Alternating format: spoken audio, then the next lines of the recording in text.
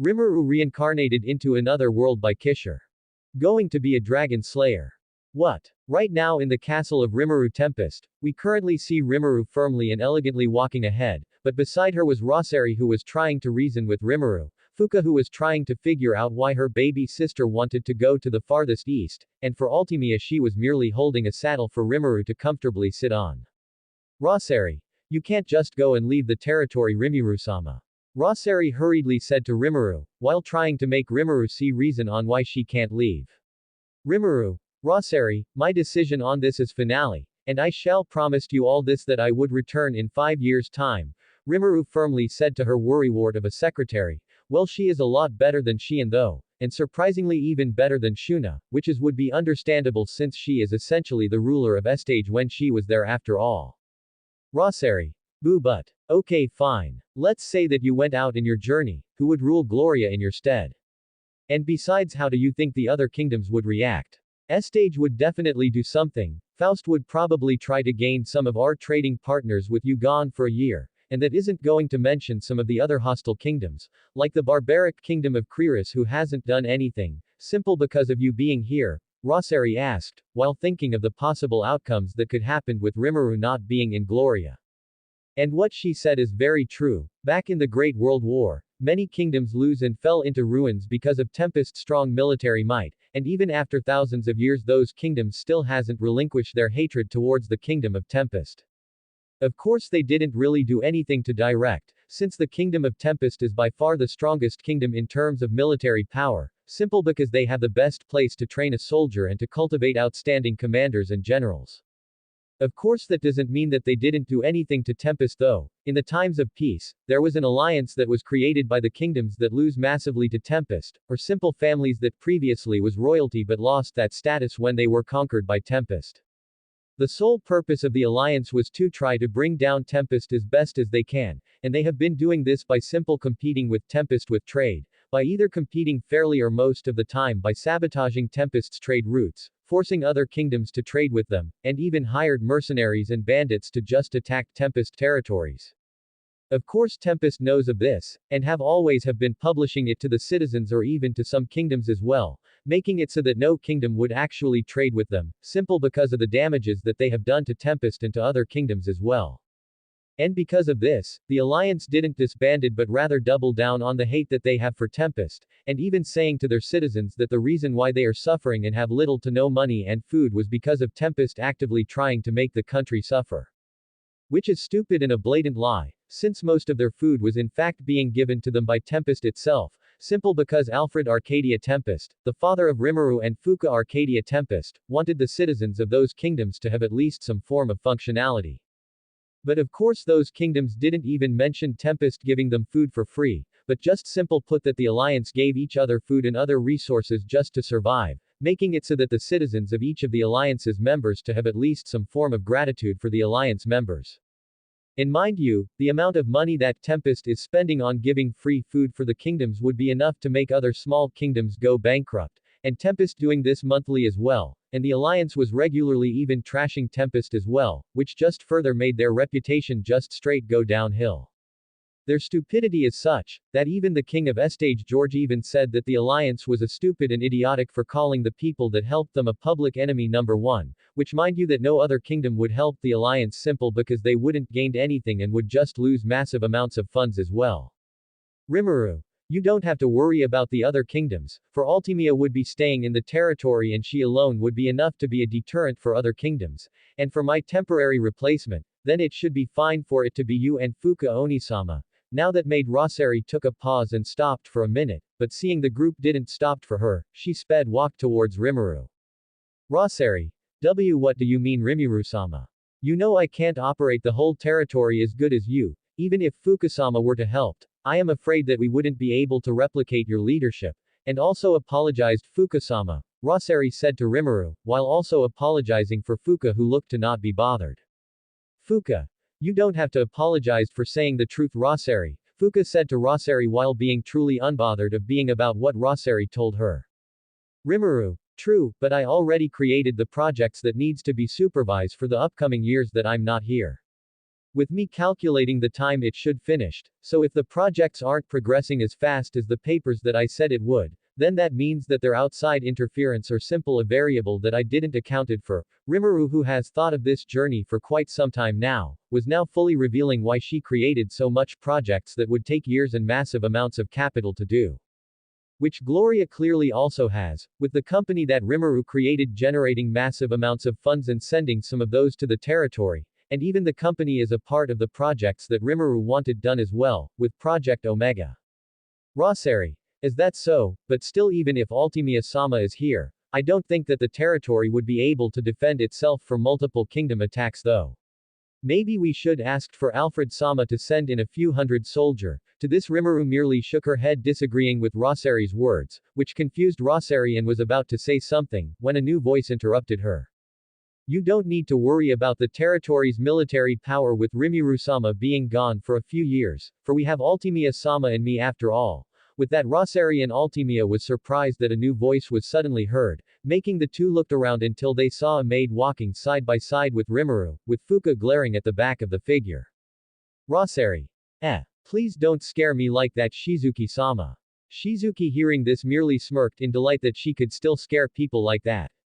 With that, Shizuki, the head maid of the castle, then looked at Rossari and then said, Shizuki, like I said just now, you don't need to worry about the other kingdoms, for you have me and Ultimia, and with the strength of the soldiers are quite powerful to the point that even a grand would need to take caution on just thinking of fighting the whole territory.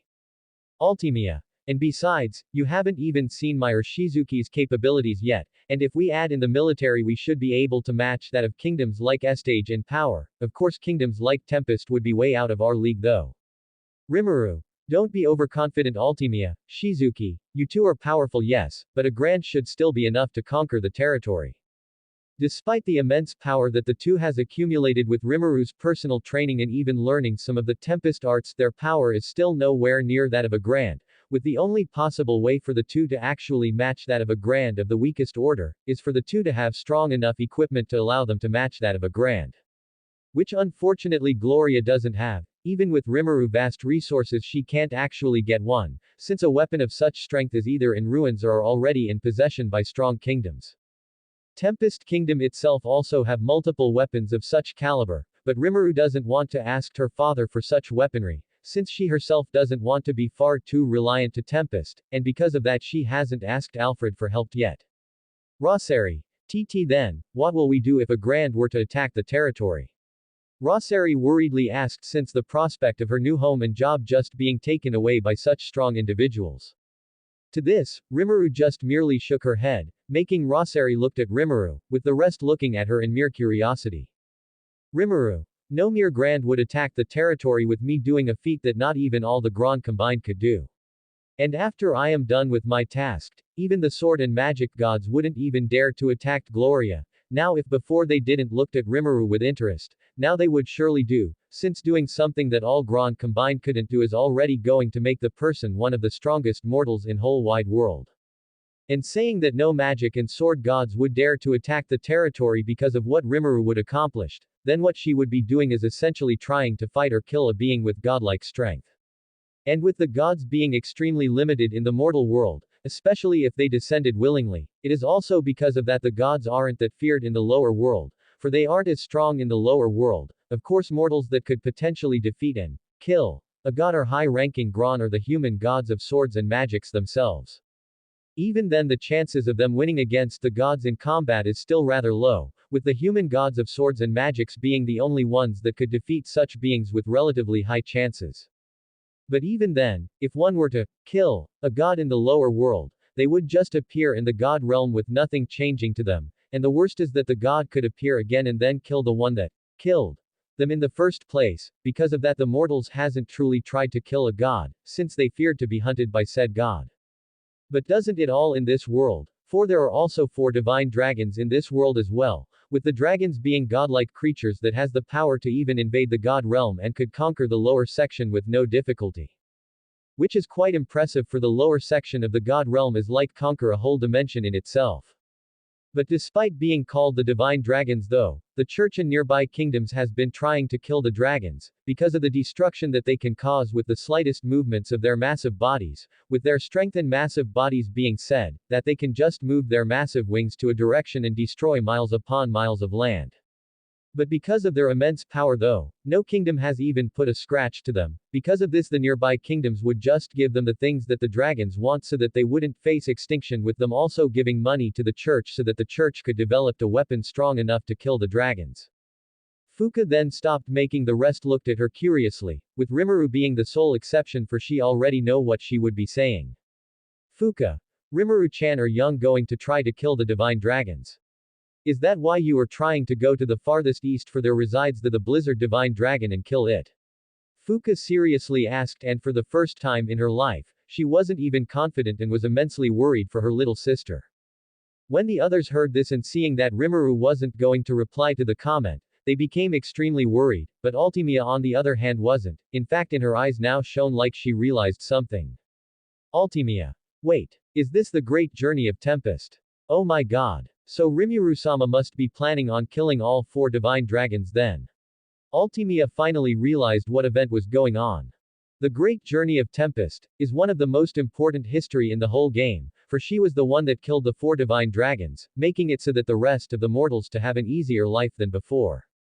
In fact, if the player were able to convince Rimuru into not going to kill the 4 divine dragons, then the world would still suffer from them and even weaken the whole world altogether, simple because they were focusing on pleasing the 4 divine dragons. And when the Demon King awakens and launched its attack on the mortal world, the 4 divine dragons decided to work for the Demon King, making it so that the world was pretty much as going to be destroyed. Even for Rimuru-sama, it took her considerable amount of time and effort on just killing the 5 divine beasts. Which just makes it very clear Rimuru-sama's supremacy in the whole world really. Rimuru. You don't have to worry about me. When I say I survive and win, then I shall survive and win. With that declaration, the group stopped questioning her, and just let her. Of course normally this wouldn't happen so easily, but with Seal manipulating their thoughts, it was quite easy on persuading them. Of course Rimuru didn't do this for free, for she did promised Seal that she would do one thing only, and whatever it is she would do it, since she did promised after all. With that the group then arrived at the back of the castle and was met with a dragon seating on the ground with Alpha and multiple Shadow Corps and guards surrounding the dragon. When the guards and Shadow Corps members saw Rimuru, they all immediately bowed down, with the dragon giving Rimuru with a single glance before bowing down its head down to her. With that Rimuru then nodded and then was presented the saddle by Altimia, which she graciously accepted, and then went to the dragon, which by now lowered itself for Rimuru for her reached, and after putting the saddle and making sure it was secure tightly, with that Rimuru then looked at her subordinates and said, Rimuru, follow the orders that I have sent to you, and if all things goes like I predicted, then by the time that I have returned, then Gloria would be a state which even the great kingdoms wouldn't dare to mess with. So please follow the schedule like I have planned for it, and it's fine to be behind schedule for a week or a month, but above that would be unacceptable. And so don't fall behind, for the fate of the territory would be in your hands. Quote. Hi. Quote. With her words and the response of her subordinates and Fuka, it made Rimuru smile for a little bit, which made every one of them blushed, but Rimuru wasn't able to see it, for she then looked at the sky. With that Rimuru then patted the head of the dragon, making it stand up for a moment, and then looked at Rimuru for the indication for takeoff. Rimuru. Let us go. With that the dragon took off, with the rest merely looking at where Rimuru and dragon flew. And unknown to many, in the top of the castle there stood the great goddess Sophia and the great goddess Amara, looking at where Rimuru flew, fully knowing where Rimuru was flying towards. But unlike the rest though, the goddesses weren't worried for Rimuru, for they experience firsthand on how skilled of a fighter and tactician Rimuru could be, and with Rimuru's stamina and endurance being quite high because of the constant sex that the 3 have been doing as well. Sophia. She really is quite amazing, if not quite unbelievable, for right now in her hands, was a copy of the papers that Rimuru gave and assigned it to each of her subordinates. Amara. Yeah, she truly is, and when I gave her my blessing I didn't even looked at her's talent and potential, but merely gave it to her simple because she my soulmate. But this. For her to even try predict future is nuts, Amara said in disbelief for what was written in the paper. For the what was written in the paper in her hand, was a paper meant for Rosary, and what was written in the paper was a conversation of negotiations.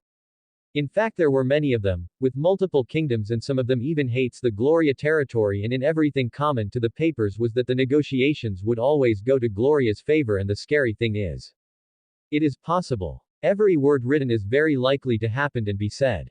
Factoring in every negotiator's king's personalities and views of the territory. She could practically see it happening.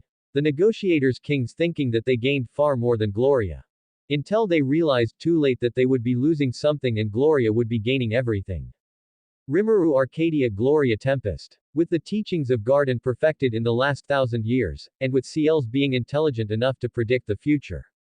Making so that Rimmeru is the best businesswoman negotiator in the world.